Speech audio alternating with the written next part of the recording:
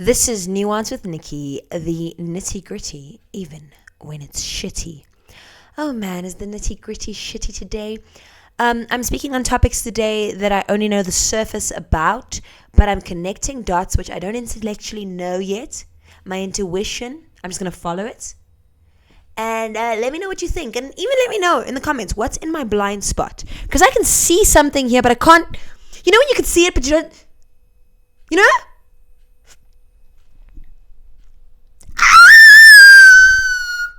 My poor cat just got a fright. Okay.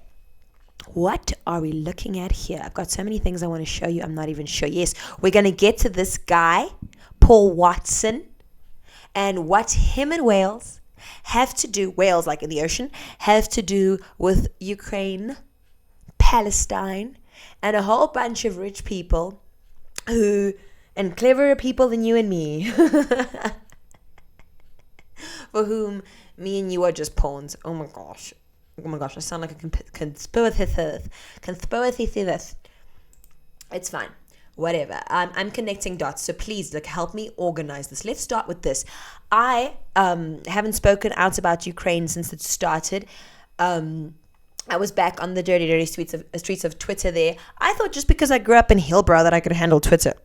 No, you Twitter people are very tough. Okay, I'm not made of such stern stuff. But let's just hear what she has to say. Just human to human. I'm half Palestinian, half Ukrainian. Of course, I felt at some point that half of me is being dehumanized when the other half is completely humanized. You cannot stand with Ukraine and not stand with Palestine. And at the same time, you cannot stand with Palestine without standing with Ukraine. Because what's happening, there's occupation on both sides. There's settler colonialism. There's illegal occupation. My father is Palestinian. My mom is Ukrainian. I was raised in a Palestinian refugee camp in Lebanon for the first 15 years of my life. We then moved to Ukraine in 2021 after the situation in Lebanon was getting worse. And then the war started in Ukraine. But now that the events started in Gaza, I felt that the narrative is changing a bit.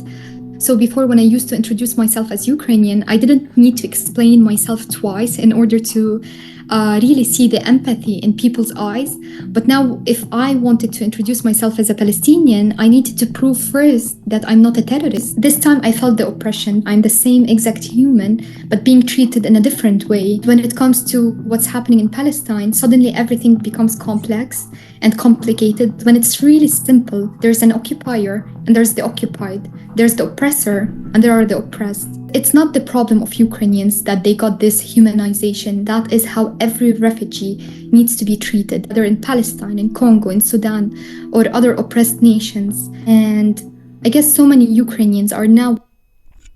As an African, I can totally relate to, I'm an African Greek, I can totally relate to us being seen in this one-dimensional way.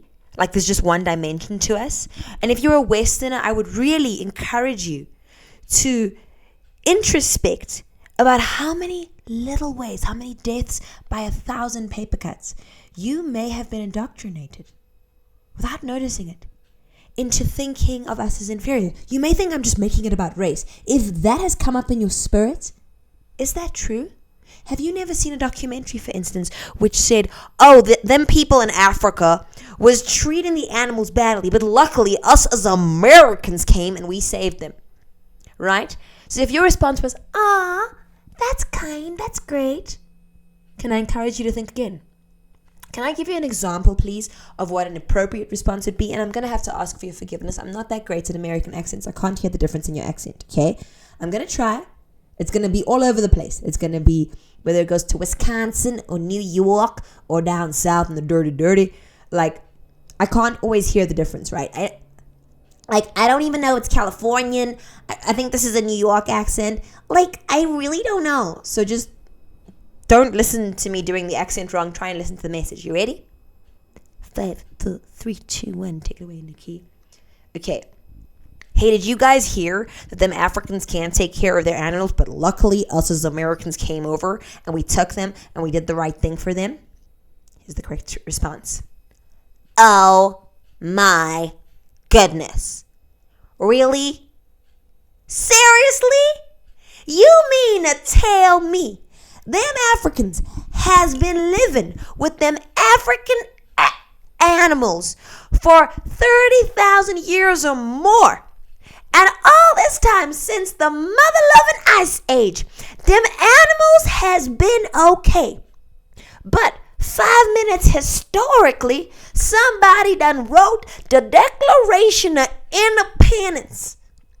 And suddenly, what happened was them Africans forgot how to take care of the animals, but luckily we came ahead and we knew. So we told them, don't worry, we got you. We're here to save you. And guys, when I criticize the American hero complex, do you see me as doing something anti-American? Or can you see that as a matter of principle? I just need to point out that a lot of those ideas just need to be questioned. Because often in American conversations, and I love your country, I love your people, right? But often what seems to happen is there's like this idea that criticism of you guys is terrorism, right? And it's like, no, guys.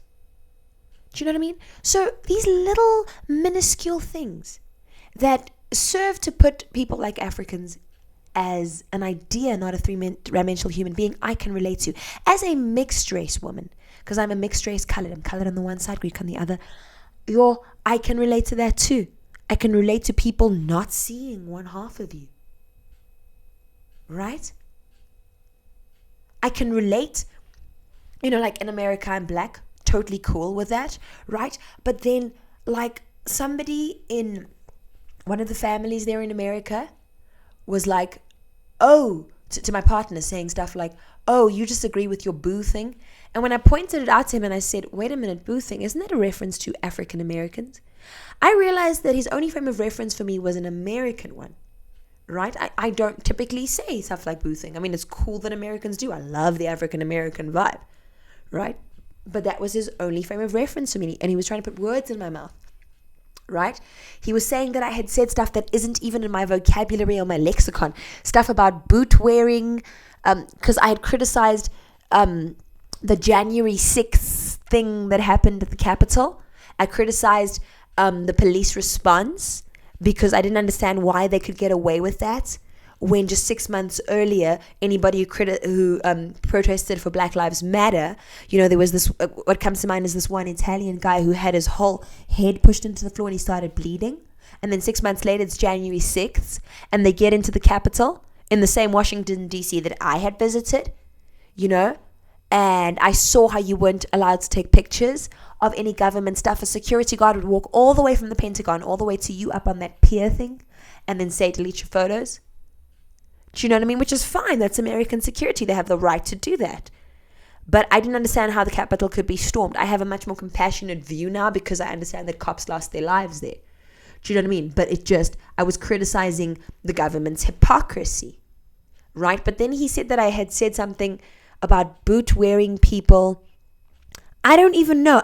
Apparently a boot-wearing thing has got to do with an American stereotype around white people. I live in South Africa. The stereotype about our white people is that they walk around barefoot. We're Africans, right? Like, we love nature. Anybody who lives in Africa, no matter what, they live here because they love nature, right? You don't have to like them. You don't have to think they belong here. That's not the point. People who live on this continent do it because it's the world's prettiest continent. Okay, best weather, best animals. Anyway, don't overthink it. So anyway, I can relate to what she's saying. You know who doesn't care? Rich people. Oh, look, it's my alarm. Listen. It's telling me to have my happy pulse. Oh, you know it's real when I'm making a video when it's time to have my happy pulse. Give the sister a second, please. Wait. Did I thought I was pausing. I have no idea what's going on. I don't know if I paused or not. Anyway, so we watched that video. I said I was connecting dots, but not knowing what dots I'm connecting. Help a sister out. She has not had her meds. So let's see. It's obviously me editing. Blah, blah, blah. What am I doing? Okay, I've referenced in another video how South Africa, the same South Africa, my country, which quite rightfully so supported Palestine against Israel and gave the world the courage to call it what it is, which is a genocide. Same South Africa. And be clear, the party's name is the ANC, the African National Congress. Okay? African Sanctimonious Congress. High Court declares South African arms exports to war-torn Myanmar unlawful. Yep, they've been exporting weapons there. And so our High Court is fighting that. Okay? Bear that in mind, because this would have happened in the ANC, who we just voted out for a reason. And South Africans were not surprised by hypocrisy by them. Let's see what else is happening here. Okay. The crisis in Yemen. I let you know in my last video that South Africa, the same ANC government that took Israel to court, and I thought Israel would expose them for this. I was actually waiting for them to do it. They didn't do it. I was not keen on talking out about it because ANC government, and also I didn't want to discourage people who are getting a little hair's breadth of courage to support Palestine. Of course, you know that I've dedicated my whole channel, or most of my channel, to speaking about that until I couldn't handle it anymore. Right? I think I overdid it when I was having a memorial every day for 15,000 kids who died. In hindsight, I see that was not great for my mental health, and that's probably why I burnt out. But yeah, arms worth hundreds of millions of rands continue to flow to the United Arab Emirates, while South African companies are helping Saudi Arabia build its own weapons manufacturing sector. These have been used against Yemen. Okay? They've been used against Yemen, which is suffering before Palestine did, with the same stuff that's happening in Palestine. Let's rather watch it in video form, okay? This video has not gotten enough likes. Please head over there to the Daily Maverick site and go give it more likes and just listen to what they have to say. South Africa profiting from misery. South Africa's complicity on the wars in Yemen. I support South Africa's stance at the ICJ against Israel. I do not support the hypocrisy of my former government. My current government is nervous because they know that we've had enough of 30 years of hypocrisy that we are suffering from here too. You know, a couple of things can be true. It can be true that the ANC helped with the liberation, but they were not the only liberation, people. Don't let them make you think that they are. Don't let them make you think that they are.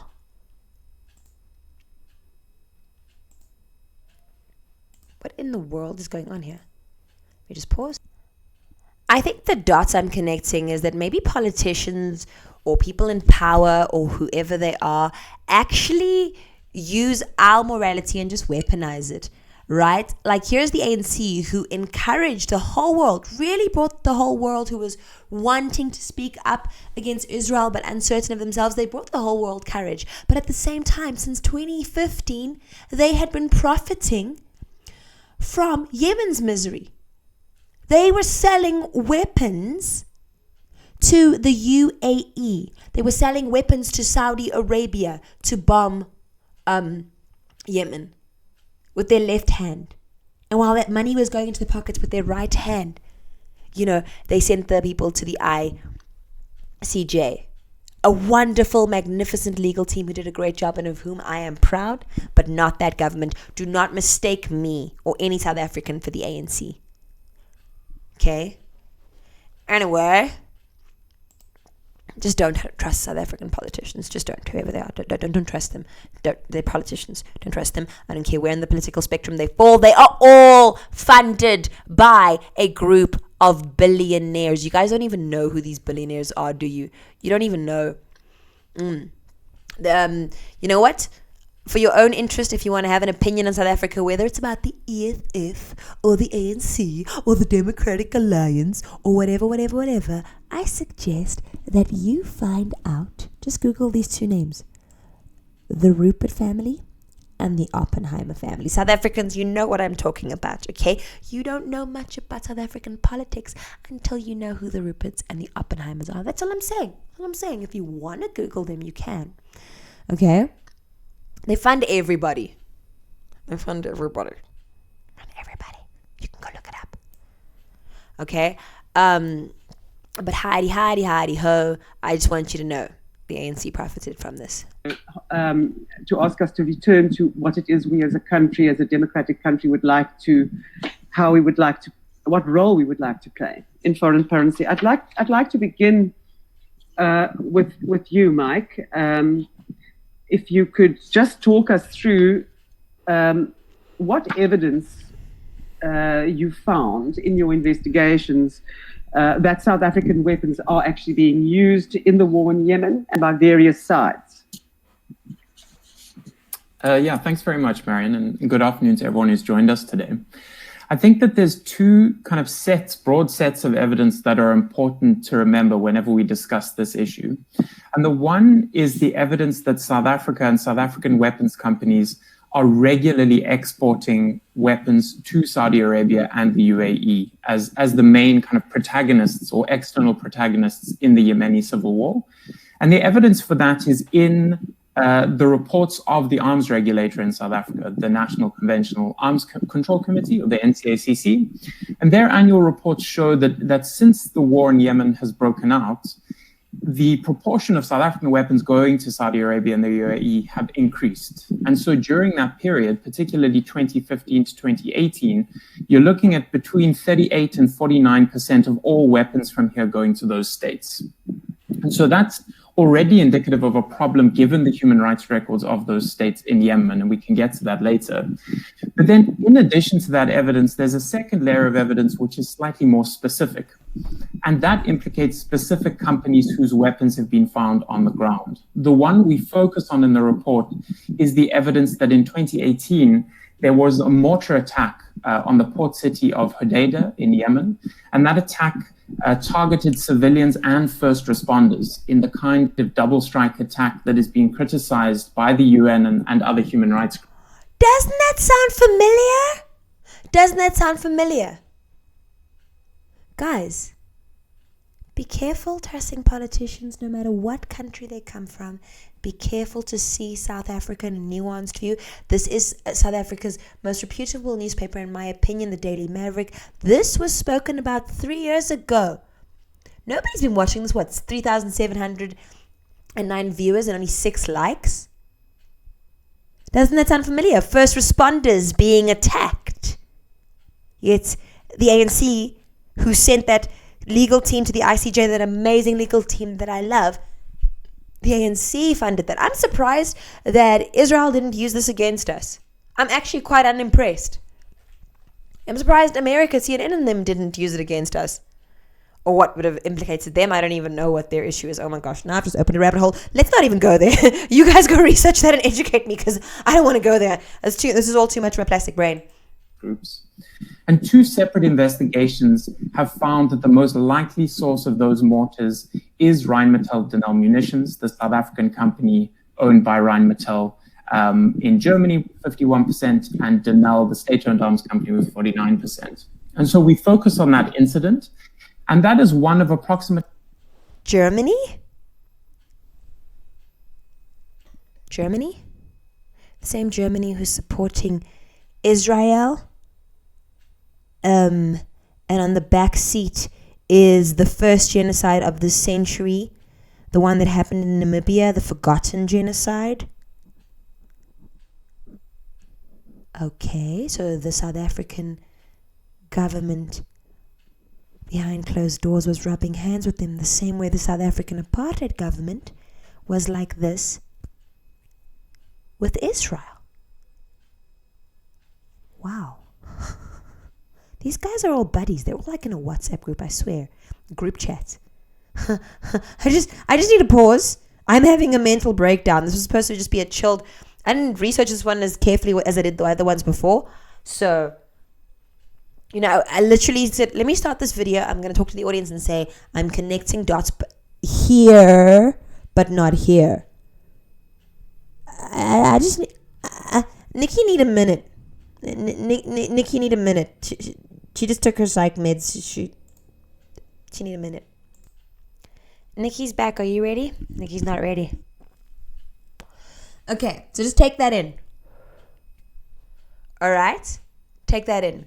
By the way, that Ukrainian Palestinian lady that we watched earlier, remember that's ANC government? trained by the Russians, by the way, as anti-apartheid, whereas apartheid people were shaking hands with your Reagans of the world. I wonder if I should show you footage about that. Reagan's famous anti-apartheid speeches, that you know that they were buddy-buddy. Whereas the ANC was shaking hands with Russia. And by the way, South Africa is a great place for a lot of bad people come and hide here. It's very far away. You don't ever see movies where they say criminals run to South Africa, but they do. They come here. Terrorists hide here. Mafias hide here. If you don't want to get caught for your shady stuff, you hide here. People underestimate how nice life here is. It's actually when you have a certain amount of money, rich people who've lived in multiple countries say it's the highest standard of living they have anyway. Because once you can buy everything, just think about it. Once you can buy everything, think about what the only thing is you can't buy. That's good weather. Guess where has perfect weather? How about right here, the birthplace of humanity, the only place warm enough to sustain life during the Ice Age, right? So for that Ukrainian girl that we were looking at earlier there, my friend over here, right? She needs to understand that ANC government who spoke out for her father nation, I'm half Palestinian, half Ukrainian. Of course, Yes. Was the same ANC who has nothing to say about Ukraine. I don't want to say too much about that because I'm not as educated on the Ukraine thing. And I want to go learn a little bit more at some point if my brain doesn't burst about what NATO is. Anyway, meanwhile, while people are killing human beings, children with impunity, while people are making money, they send people to the ICJ to have court cases, right? Which I think have actually been a positive thing for the global south, which is a dumb word for people who, most of whom are in the north, or half of whom at least are in the north, whereas Australia and New Zealand right here, further south than we are part of the global north. Just say white countries and brown countries. But you guys want to pretend that you're all democratic. There's a saying in colored culture, "Julle vat my vir 'n gat." It means you're taking me for an ass. Gat means ass. Why don't you practice saying that? Gat. Yeah. They take us for a gat, guys. They take us for idiots. Nikki is rambling. While all of this is happening, and the governments right now are drinking their wine, and you're watching this video in your broke little flats or whatever, and the governments on your money are sitting there in their mansions drinking their wine and their champagne, honey bunny. There's a man, someone's grandpa, who was facing a 15-year sentence, which at his age is probably a life sentence, for the crime of saving whales.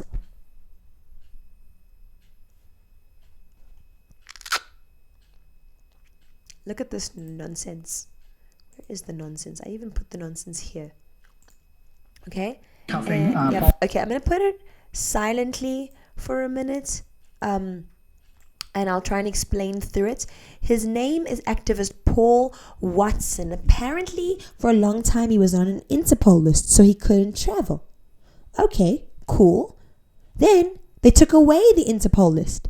And then, Greenland, was it Denmark? It says he was detained in Greenland. So as soon as he traveled, then he was in international waters. He was caught by this European nation because there was an arrest order from Japan, okay, which has been lying in a closet somewhere for years. But what do whales have to do with wars? Gee, I wonder. Why don't we ask Mr. Watson himself, someone's grandpa? Let's go ask him. Gramps, who are you? Let the people know, please. I've been protecting and defending whales for 50 years. It's been a long time, but it all began way back in the early... 50 years, that's longer than apartheid was, which was, 48 years? Let me just make my insignificant self here smaller, and I'm going to give you the floor, uncle. 70s, I was a co-founder of the Greenpeace Foundation, and... Co-founder of the Greenpeace Foundation? Must be such a threat. Why is he under arrest? Why are different countries putting him behind bars? I left Greenpeace in 77 to establish the Sea Shepherd Conservation Society. And then last year I was forced out of the Sea Shepherd Conservation Society and have established my own foundation. So the name changes, but the work continues on. But why I'm so dedicated to protecting whales goes back to one single day back in June of 1975. Now, we had come up with this idea when I was with Greenpeace to protect the whales by putting our bodies between the harpoons. So that sounds normal. Hey, they put their bodies between the harpoons. Guys, do your best to try and picture in your mind what happened here. When I pictured it in my mind's eye, I actually burst into tears like a child. I wish I were an animator so I could animate for you just the emotions that I felt. And the whales. We were reading a lot of Gandhi at the time, and we felt that this was going to work. And Bob Hunter and I found ourselves in a small boat in front of a Soviet harpoon vessel in the North Pacific. What was bearing down on us at 20 knots. And By the way, Mahatma Gandhi was a Johannesburger. Did you guys know that? Did you know he lived in South Africa for more than 10 years? He was also a South African citizen. I did not say that he was born South African. He was a South African citizen, and his work and the work of many more less acknowledged South African Indians freed Indians across the world during the Indian indentured labor times, which I fully encourage you to look at. The history of Indians in South Africa is very inspirational.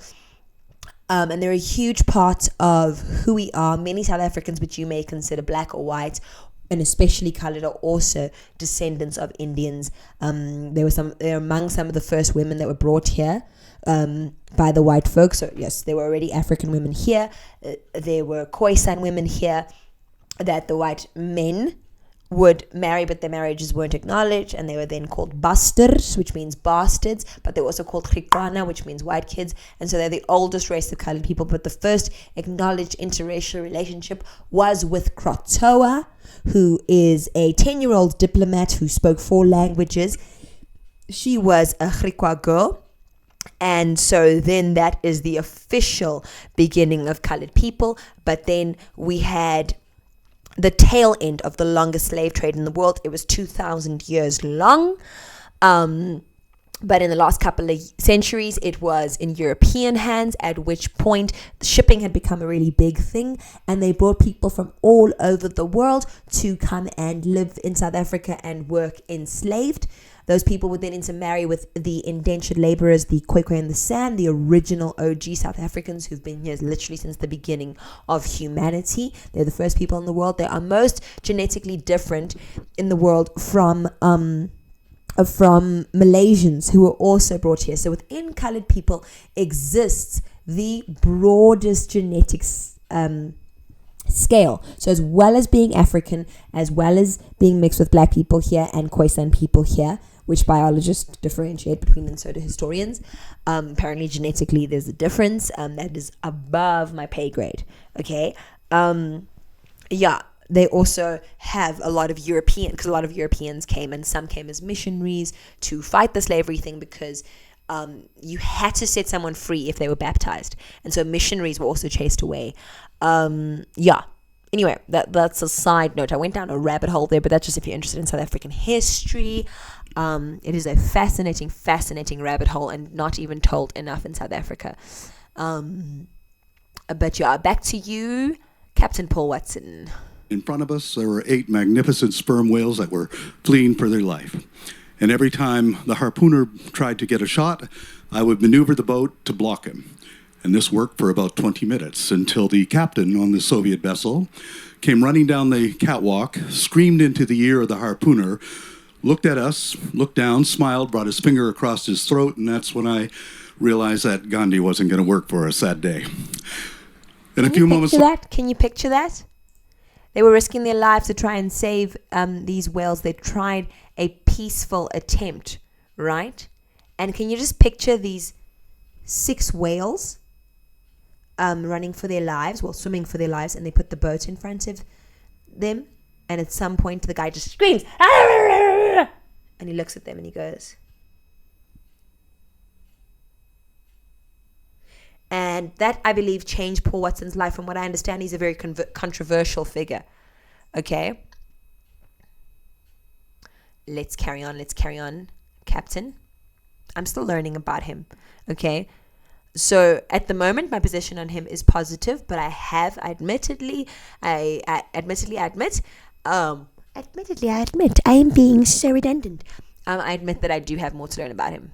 Later, there was a horrendous explosion. This 150-pound explosive harpoon flew over our head, slammed into the backside of one of the whales in front of us, a female, and she screamed. I didn't even know that whales could scream.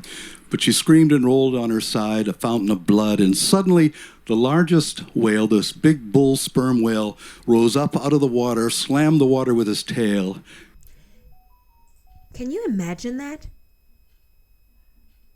Did you picture that? Guys, the harpoon goes whoosh over their head. And a pool of blood. Can you imagine the scale of the pool of blood just spreading over the waters? And can you imagine what it's like for a whale to scream? Now, I'm not a coastal girl. I have no idea. I've never experienced anything like this, but I can imagine that it was like something like that, but just like louder. Right? I completely scared the nonsense out of my cat there. And then her husband obviously comes to save her. Right? He's trying to help. But let's see what he does. And dove, and he swam right underneath of us, and threw himself up at the bow of the Soviet vessel to protect his pod. But they were waiting for him with an unattached harpoon, and the harpooner pulled the trigger and hit this whale point blank in the head. And the whale fell back into the water, screaming in agony, blood everywhere. And as he was thrashing about on the surface, I caught his eye. And he looked straight at me, and he dove. And he came straight at us, and I could see the bubbles floating towards us. And let's just try and picture the terror of that moment. Let's just try and picture. We've now got two whales. Their blood is lying all over the water. That is probably bigger than an apartment building. Imagine just looking all around you, and there is a sea of blood. And I can't imagine what it was like for the male whale to I can't imagine the pain. I'm just trying to picture it, right? But imagine the terror of a whale just coming towards you, and he looks at you. But what happens? What happens then? This is the part that I found gut-wrenching. You let me know how you feel.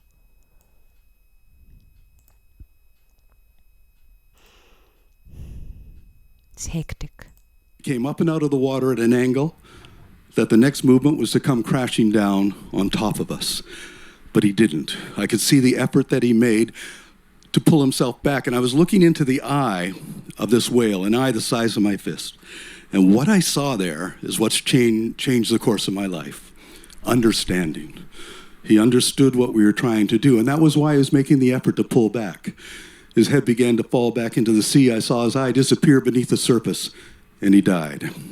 He could have killed us, but he chose to spare our lives, and that's why I'm able to be here today. Paul Watson could have died in that moment. The profound effect of that with his dying breath, this whale looked at him, and his last effort was to save these conservationists.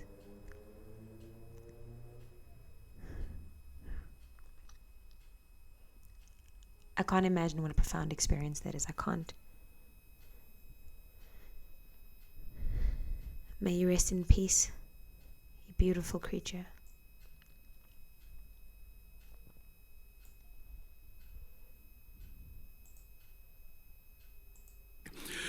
But I saw something else in that eye. Pity, not for himself, but for us. That we could take life so thoughtlessly. And I said to myself, why are they killing these whales? They don't eat them. They kill them for oil, spermaceti oil. It's highly prized as a high heat-resistant lubricating oil for machinery. And one of its most prized uses was in the construction of intercontinental ballistic missiles. And there it is, ladies and gentle peeps, girls, boys, and they, thems. They're killing the whales because using the whales helps make weapons. The same weapons that are destroying lives in Gaza, killing children, destroying lives in Ukraine, destroying lives in Yemen, and in all these other countries that we're not focusing on because we're focusing on those. And all of these governments, some of whom put on the face of heroes, are behind this. They're all benefiting and they're all eating. There was something profound he said. Profound he said that in that moment, the whale, what was it? In that moment, the whale felt pity. Understood what we were trying to do, and that was why he was making the effort to pull back. His head began to fall back into the sea. I saw his eye disappear beneath the surface, and he died. He could have killed us, but he chose to spare our lives, and that's his last act was an act of mercy. That's why I'm able to be here today. But I saw something else in that eye. Pity, not for himself, but for us. That we could take life so thoughtlessly. Our race, the human race. Our lives are cheap. The whales' lives are cheap. So, what is this guy getting? For 50 years, that's 5 times as long as the Holocaust. That's half a century that he spent trying to save whales. What Nobel Peace Prize is waiting in the wings for Mr. Paul Watson, ladies and gentlefolk? Oh, could it be this? Could it be that a 75-year-old man is facing a 15-year prison sentence in Japan? Surely not. This man is facing up to 15 years in a Japanese prison for saving whales. Paul Watson, the co-founder of Greenpeace and founder of Sea Shepherd, has been arrested in Nuuk, Greenland. Now he's facing extradition to Japan on an international arrest warrant for his efforts to stop illegal whaling. Whale hunting is illegal, and Paul Watson and his team hold whalers accountable, saving whales from slaughter and potential extinction. Now at 75 years old, a 15-year sentence would likely be a life sentence for him. We need to act before August 15th to secure his release before he's deported. So please visit freepaulwatson.org now and show your support. You can comment a sea emoji below to receive a link to it in your DMs. Thank you so much. Okay, guys, so yeah, you can. You can go to Free Paul Watson. You can go and fill the petition. Everything is right here. Right here. Okay, you can read the whole story. It says July 21st, 2024, not that long ago, right? Captain Paul Watson was arrested by Danish police upon arrival in Nuuk, Greenland, on board the MY John Paul de Jora. Danish authorities claim that the arrest was made due to an international arrest warrant issued by Japan related to his anti-whaling campaigns in the Antarctic more than a decade ago. They haven't worried about it for 10 years, but now that rich people need some weapons, suddenly the illegal killing of whales is fine. Okay? So go ahead, do what you can do, right? You can even dedicate your donation to whomever you want. Okay? It's a minimum of 95 Rand. I don't know what in dollars it can be a minimum. You can do once-off donation, whatever the case is. But now we will hear from Captain Paul Watson. We will hear from him on X, formerly Twitter. We all know it's Twitter, come on. It says, please read Little Revenge, a poem written by Captain Paul Watson from his cell at Anstalten Prison in Denmark. I just need to make it bigger. I don't have my glasses. Little Revenge. 50 years. So many reflections in so many mirrors. Japan has campaigned for revenge. For all that I have said and done, my great crime was a television show. My weapon a camera, never a gun. For this, Japan wants revenge. Our cameras expose brutality and lies. For this, Japan wants revenge. For this, Japan wants revenge. For shame for every whale that dies. The whalers rammed and sank a boat, injuring the crew without consequence amidst the debris that remained afloat. So for that, their crime, they seek revenge. The whalers shot me in the chest, doing so without consequence. My life was saved by my Kevlar vest, and for that, Japan wants revenge. This is not about justice or the law. It is plain and simple revenge for what we witnessed and saw, for what we filmed. Japan wants revenge. I've not hurt one single soul, yet Japan falsely claims I did. These 12 years have taken a toll, so Japan wants revenge. I am at 73, an old man, yet Japan wants to extract revenge. As a powerful nation, they are confident they can. I have 2 young boys, my sons who need me, depend on me. Japan seeks to destroy my only joys in order to execute their revenge. The accusations are based on a lie that was credibly refuted. In passing revenge, Japan will not allow this lie to be disputed. It was the truth that allowed me to return home. Thanks to the wisdom of John Kerry, after evidence to him was shown, I was given sanction from revenge.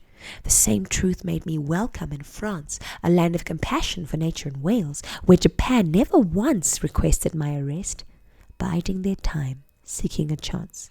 Quietly, a new red alert was issued in order to transport me across the Pacific to satisfy Japan's obscure desire for revenge. Directed to Denmark, specific. Thank you. Thank you, Captain Paul. You are not alone. We are with you. Guys, speak with your money. Okay, thank you. Bye. In my next video, I'm going to do a reaction to this. I can't keep making this video so long. Okay, I won't be able to edit it if I've messed up. So, here we go. I'm going to do a cold reaction to the rest of that video. I haven't seen the rest of it. Never done a cold reaction before. Japan wants revenge, right?